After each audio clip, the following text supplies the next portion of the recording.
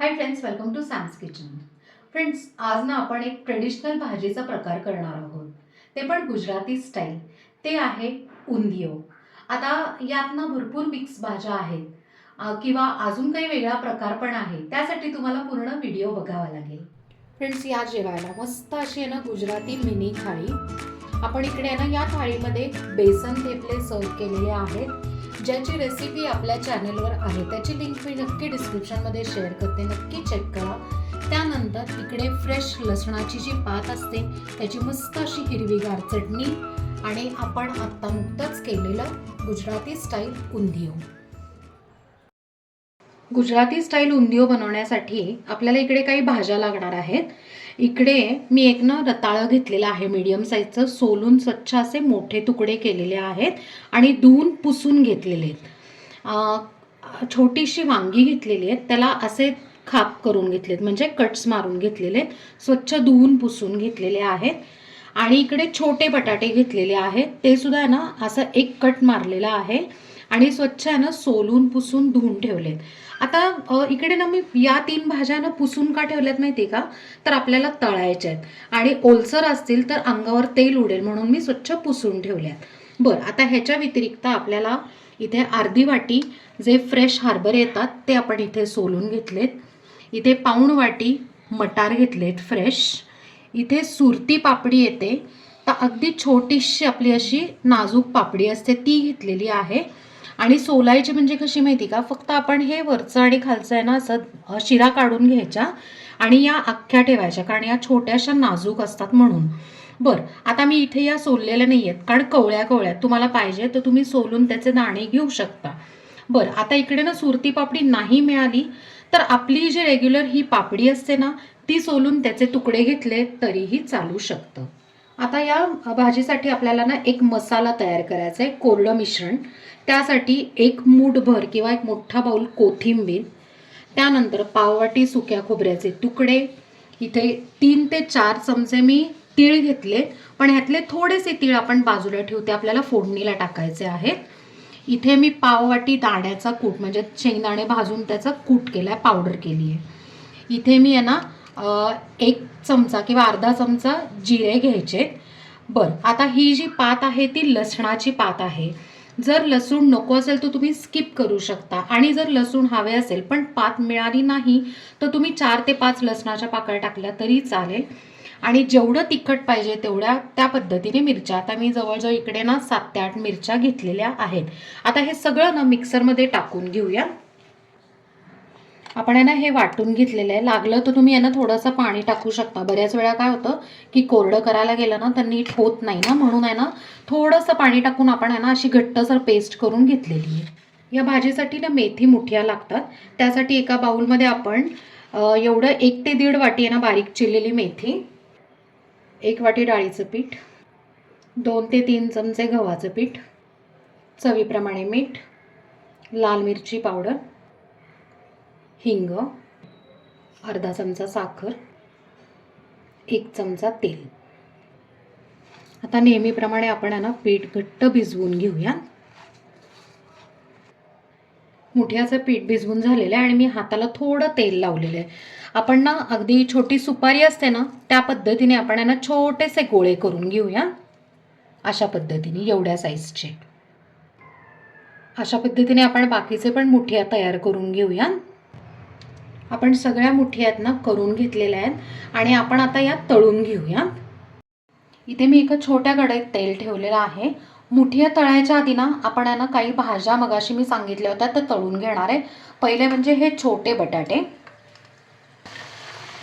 बरं, आता हे छोटे बटाटे जर तुमच्याकडे नसतील, तुम्हाला नाही मिळाले, तर रेग्युलर आपला मोठा एक बटाटा घेतला आणि त्याचे मोठे तुकडे करून घेतले ना तरीही चालू शकतं.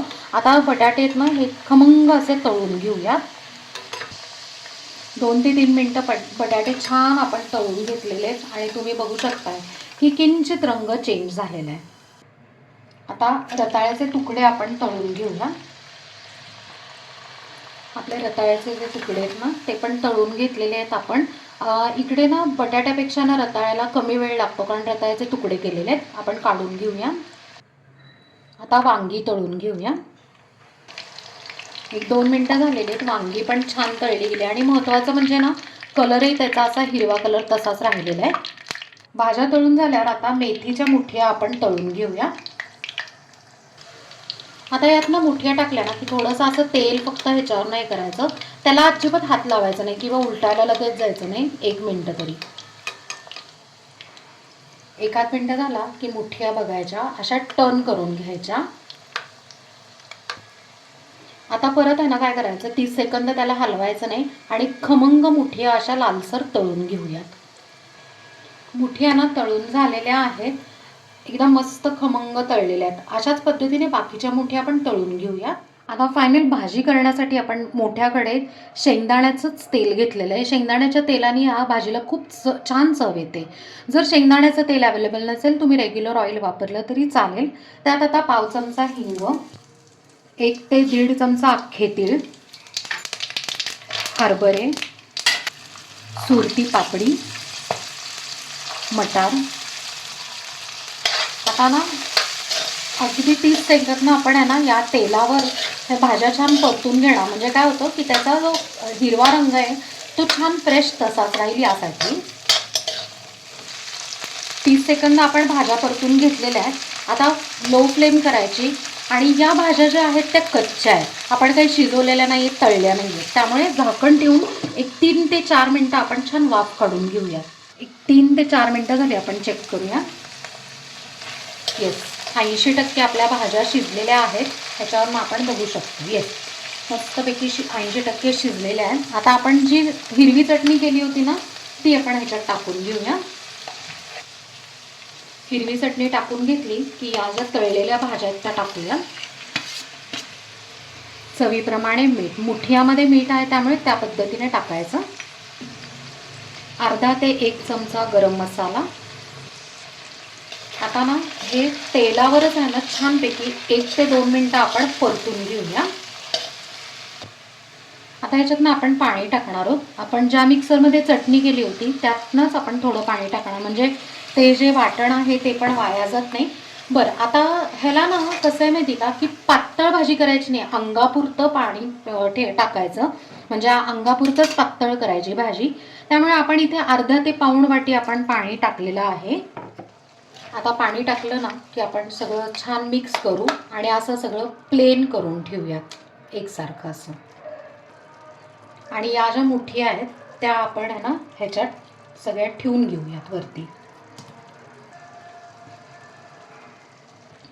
आता आपण लो फ्लेम केलंय, ह्याच्यावर झाकण ठेवायचं.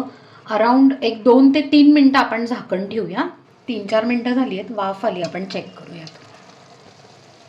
आता भाजी मिक्स करून घेऊयात आणि तुम्ही बघू शकताय की ना मस्त असा फ्रेश हिरवा रंग तसाच राहिलेला आहे आणि कन्सिस्टन्सी पण जशी आहे तशीच राहिलेली आहे. आता आपले मस्तपैकी आहे ना गुजराती स्टाईल उंदियो तयार आहे. आपण तो मस्त गरमागरम सर्व करूयात. फ्रेंड्स, संक्रांती विशेष मस्त अशी गुजराती स्टाईल उंदियो तयार आहे आणि ती आपण इकडे सर्व करून घेतली. ती तुम्ही एखाद्या पुरीबरोबर, भाकरी किंवा थेपला, पोळी, फुलका कशावरही खाऊ शकता. काय फ्रेंड्स, आवडली ना तुम्हाला भाजी? वेगळ्या पद्धतीची आहे, सो नक्की करून बघा. आता ही सुद्धा आहे ना ॲक्च्युली मिश्र भाजीच आहे. आपण भोगीच्या दिवशी काय करतो तर मिश्र भाजीच आहे ना भोगीची भाजी करतो. पण यावेळेला ही वेगळ्या पद्धतीची नक्की करून बघा आणि मला कमेंटमध्ये सांगा. तुम्ही जर नैवेद्यालाही करणार असाल तर फक्त लसूण त्यातला अवॉइड करा, बाकी तर सगळं तुम्ही ना सेम तेच वापरू शकता. आता ही जी भाजी आहे ह्याच्यात आपण आहे ना 3 भाज्या तळून घेतलेल्या आहेत. त्याच्याऐवजी तुम्ही ना फक्त 1 शिट्टी देऊन तेवढ्या 3 भाज्या कुकरला शिजवून घेतल्या, उकडून घेतल्या ना तरी चालू शकतात. बाकी तर प्रोसेस तशीच करा, तुम्हाला तशीच टेस्ट मिळेल नक्की. सो करून मला कमेंटमध्ये सांगा. आपल्या चॅनलला सबस्क्राईब करा, लाईक करा, शेअर करा आणि कमेंट करा. थँक्यू.